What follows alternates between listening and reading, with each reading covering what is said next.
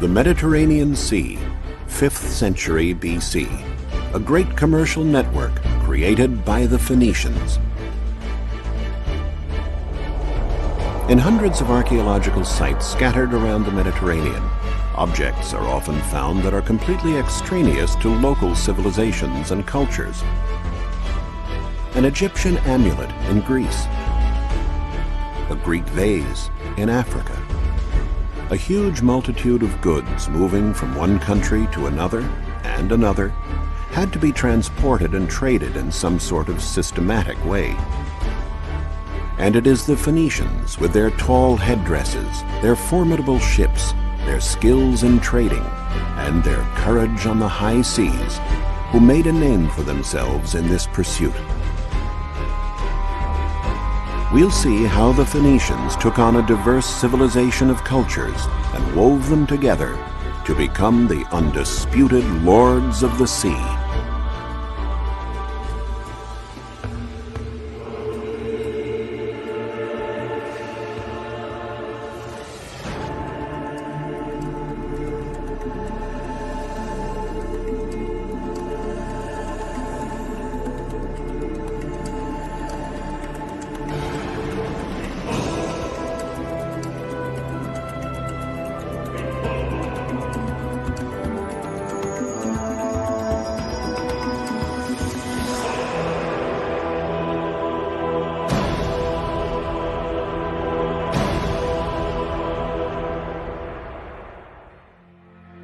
The Phoenicians originally came from what is modern-day Lebanon.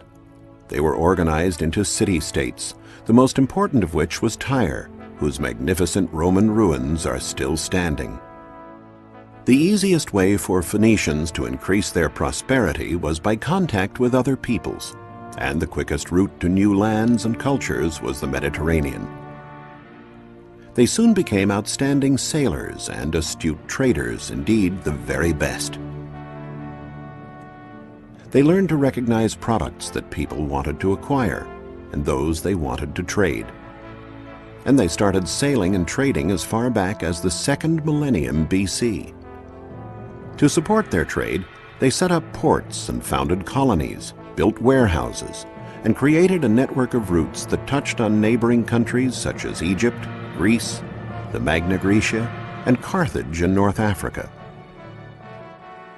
Then they went on to reach Sardinia, the Mediterranean and Atlantic coasts of Spain, and farther south, along the coast as far as Senegal, and north to England and Ireland. A network of this size with hundreds of colonies and thousands of ships had to be well coordinated. For years, scholars speculated as to how the Phoenicians were able to communicate with each other in those remote times, to organize warehouses and trade in such a variety of goods. It was the discovery of this sarcophagus of the Phoenician king Ahiram, which dates back to the 13th century BC, that enabled archaeologists to understand the reasons for such great organizational skills. Engraved on the sarcophagus is the most ancient example of writing in alphabet form. It is composed of letters and not hieroglyphics. The Phoenicians were the first to invent an alphabet, a factor that proved indispensable in establishing their great trading network. We can get an idea of how extraordinary this innovation was from this comparison. On the right, we see 2 Egyptian hieroglyphics, and on the left, 2 letters from the Phoenician alphabet, an M and an H. By assembling these letters, the reader now didn't have to interpret a concept represented by a hieroglyphic or picture. He had a specific code that always remained the same and had the same meaning for whomever was reading it. The commanders of the Phoenician fleets had to have many skills. They not only needed expert knowledge of the sea and foreign lands, but they had to know the art of trading as well, what to buy, what to sell. One precious cargo of theirs was the mythical cedar of Lebanon, an excellent timber for building sturdy cargo vessels and warships. The timber could be bought in Baalbek, situated in the mountains that formed a backdrop to the Phoenician cities in Lebanon. In the Hellenistic period, the city of Baalbek was known as Heliopolis, City of the Sun. By studying the meaning of these swastikas and other evidence, such as the different colors of columns at this site, archaeologists discovered that the enormous temple that dominated the city was dedicated to the sun god, after which the city was named. But why were the columns painted in different colors? The mystery can be solved when the columns are linked to the cardinal points. The dark columns were placed to the west, while the lighter colored columns were set to the east. They were supposed to represent life and death, the rising and setting of the sun. In 60 AD, the cella of the sun god was the most important construction in the entire sacred area, with 54 columns over 60 feet high, more than 6 feet in diameter. Having loaded the trunks of cedar wood onto carts, the traders would return to the coast where their ships awaited them. In the Bible, Ezekiel mentions that the Phoenician city of Byblus, which also lies in Lebanon, was the biggest naval shipyard in ancient times. Crossing the seas was not an easy matter, even with a good ship. This was one of the reasons why help from the gods was sought throughout the Mediterranean. These precious bronze statues covered in gold leaf have a strange headdress. It is a libad, which is typical of the Phoenicians. The statues have been found in great quantities in Byblus. They were votive objects used to invoke the favor of the gods. They were found at one of the most important places of worship for the Phoenician religion, the Temple of the Obelisks. In Byblus and other Phoenician cities, the remains of numerous Phoenician cargo ships have been found.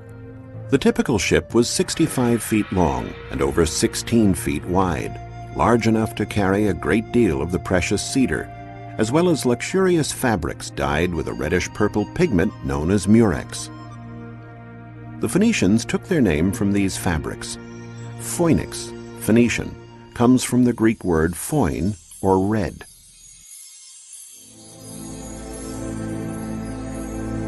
This precious cargo could have been exchanged in any port.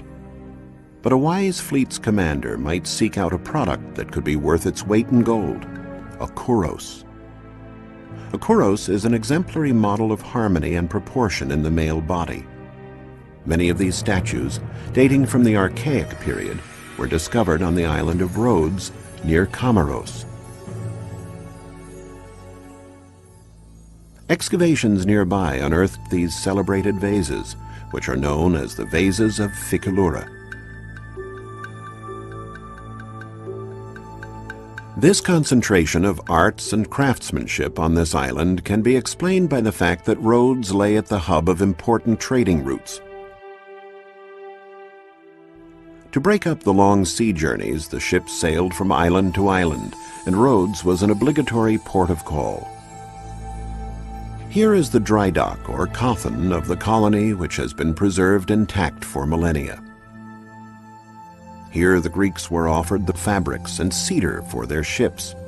In return, the Phoenicians were given exquisitely decorated pottery and objects from all over Greece, including beautiful Greek statues like this one, as well as bronzes produced in the Magna Graecia, which may have been ordered by a rich Phoenician resident in a distant colony. Statues like this ephebe in bronze, or the famous Youth of Mothia, were found during excavations in the ancient Phoenician colony of Mothia in Sicily.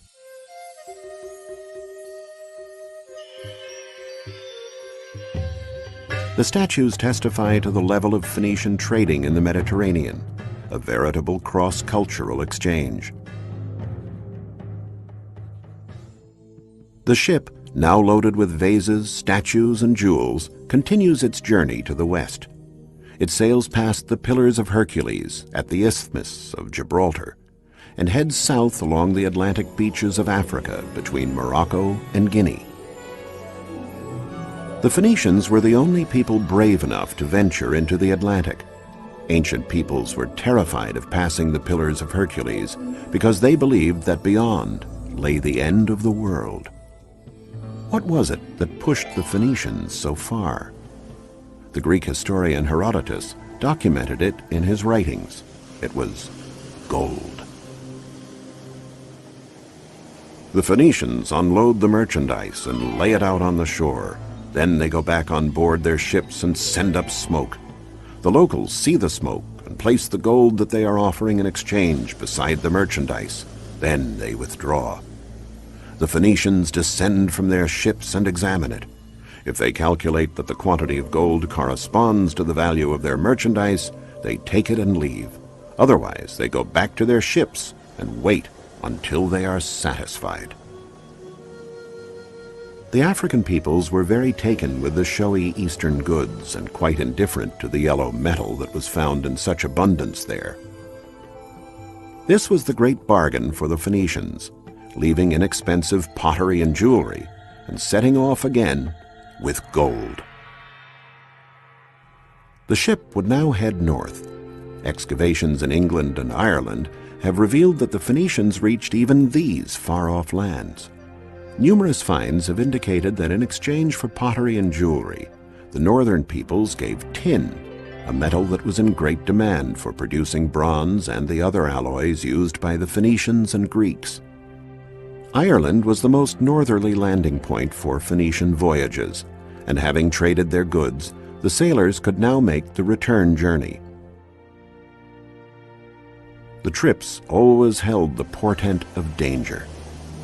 In the storms of the North Atlantic, the brave commanders would safeguard their ships and cargoes by tying themselves to the bow so that they could see more clearly and avoid the cliffs. It was from there that they gave instructions to the crew. If they were lucky enough to make it through, they would head south to the Phoenician colony of Cadiz. Here the Phoenicians bought iron and paid for it with gold. Then they traveled on to Majorca, and from there to the rich colonies of Sardinia. It's here that an archaeological dig uncovered a gold mine, not a seam or stratum of gold, but a huge array of precious gold jewelry, now on display in the Archaeological Museum in Cagliari.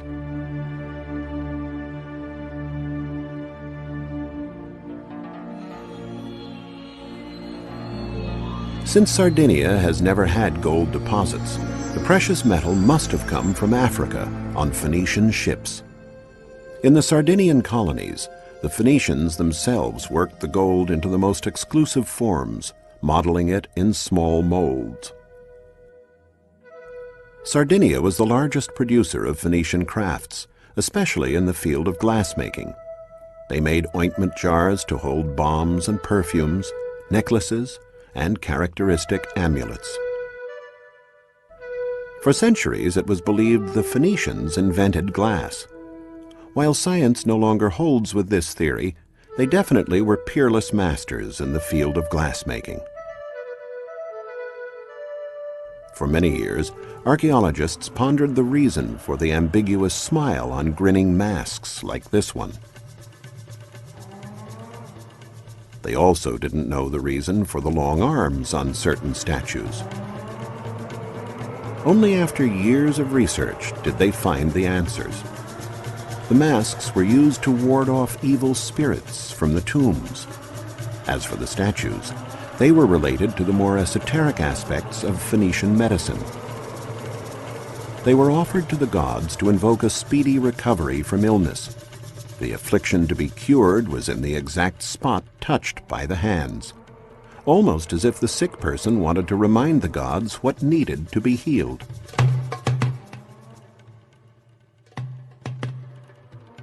Walls and the sea. A combination like this generally implies that we are dealing with a Phoenician emporium or trading center.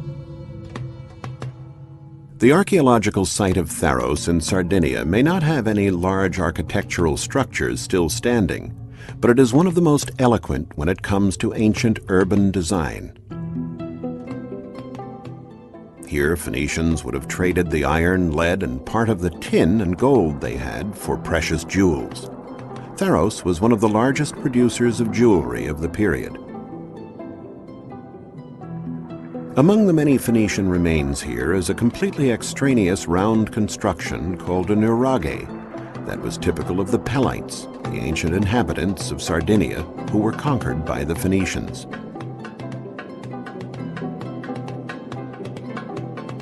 This is how the village would have looked about 3,000 years ago. The Nuraghic civilization is very ancient, dating back to the 2nd millennium BC.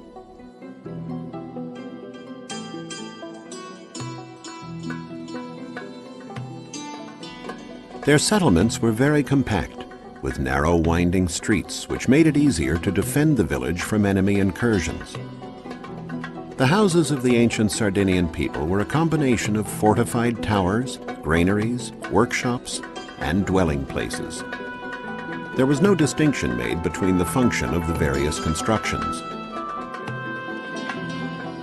There was only the nuraghe, a unit where productive and family activities were carried out around a fire, the main focus of the house.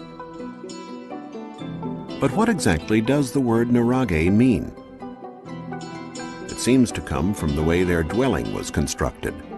In the ancient local language, nur meant mound. As we can see, the walls of the constructions are thicker than the dwelling area. They were built with heavy stones heaped on top of each other without the use of mortar. The constructions reached heights of more than 65 feet without using any lime, and they are indeed mound-like.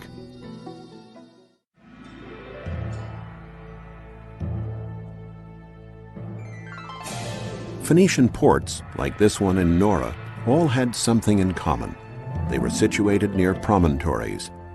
In this way, ships could be moored on both sides of the promontories, creating a larger dock area. The only thing the Phoenicians looked for was to be able to land quickly, get their business done, and then set sail again. These are the foundations of the Phoenician quarter in Nora. Although it's worlds away from the Romans' concept of living, with the Romans preferring large, orderly quarters equipped with many services and amenities, the Phoenicians did share the Romans' love of thermal baths.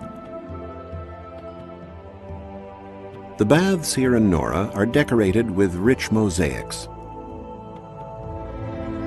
The theater here is also quite spectacular.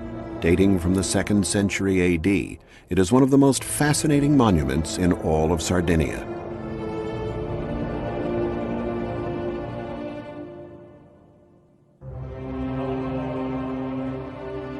From this Spartan 5th century Phoenician port, the fleet would have set sail again, now laden down with even more jewels and precious objects. One of the greatest archaeological mysteries regarded the port of Carthage, Queen of the Mediterranean, the most powerful of all Phoenician colonies. The Greek historian Appian, a native of Alexandria in Egypt, tells us that the port had 2 harbors, the rectangular commercial port and the round military harbor with an island in the center. However, in modern times, no place seemed to correspond to that description until in the 19th century, the writer René Chateaubriand noticed these 2 lagoons near the bay of Le Cram were very similar in shape to the ports mentioned. He realized that this was Carthage. This discovery led to a heated debate, which was only concluded with excavations carried out in 1974. A British team, excavating on the circular island, found evidence that confirmed Chateaubriand's theory. The bustling port of Carthage was the largest and most modern port in pre-Roman times. Warships would pass from the commercial port through a narrow passage to the military harbor. Merchant ships were forbidden to pass beyond this limit. The ship that is entering the port is a trireme with 3 tiers of rowers, though the Carthaginians also had quadriremes and quinquiremes, which can be compared to modern-day battleships. All the ships returning from war missions, by which Carthage dominated the Mediterranean and protected Phoenician trading routes, were moored in this port. It was circular, with a round island in the center, known as the Island of the Admiralty. There were dry docks both on the island and in the outer perimeter of the port. On the summit of the island was the Pavilion of the Admiralty, from which the supreme commander of the fleet gave military orders. A bugler and a herald, armed with flags, controlled the traffic of ships in the port. If a trumpeter signaled to turn left, there had to be room enough to make the maneuver. The basin of water in which the ships moved was thus over 300 feet wide, the same diameter as the Island of the Admiralty on our right. There were 30 berths in the center and 140 on the outside. Since some of the very deep central moorings could hold 2 ships, there could have been 200 ships in the port at one time. The military port in Carthage was always packed in winter, since bad weather made it dangerous for the ships to be out on rough seas. Thus there was a tendency to avoid war during this time, and this was a good time to service the ships. The trireme would be pulled up onto dry land over the slightly sloping terrain of the island. Planks of wood set crossways ensured that the ships kept their grip on the slipway. At the entrance to the area, Ionic columns set at sea level gave the impression of a portico to make this military site look more elegant. The ships were also given special aesthetic treatment. Phoenician ships typically had an eye painted on the bow that was supposed to strike fear into their enemies. A warship differed from a cargo ship in that it had oars and oarsmen that enabled it to move very quickly. As well as being outstanding sailors, the Phoenicians excelled at shipbuilding. They mass-produced ships and replaced the vessels sunk by their enemies with great speed. All the parts of the ship were clearly marked by different letters and kept ready for quick assembly. In this way, they could build an entire fleet in a short period of time. The busy commercial part of Carthage, however, was the Bursa, the Acropolis of Carthage. This is where the major transactions, the trades and selling of jewelry and glasswork brought from Sardinia, would take place. These goods were in great demand in Carthage. On their way home, the ships might also sail up the Nile to the grand and mysterious kingdoms of the pharaohs. Despite the fact that Egyptians followed the cult of the hereafter, the royalty adored earthly treasures. The Phoenicians would have traded the jewelry from Pharos for linen, a hard-wearing fabric that only the Egyptians knew how to make. This material was indispensable for the robust sails used on Phoenician ships. They might also have purchased rare and exotic goods greatly sought after at the Persian court, namely monkeys and crocodiles. Finally, completing the loop and reaching the town of Tyre, they could sell the exotic animals to the Persians and the linen to their fellow countrymen. They'd be left with gold, silver, and a lot more money than they would have paid for the cedar back in Baalbek. Through their travels and their trading, their ancient wheeling and dealing, the Phoenicians formed links with most of the known world at that time, enabling a variety of peoples to share the best that distant cultures had to offer. The Phoenicians, undisputedly, the master merchants of the Mediterranean.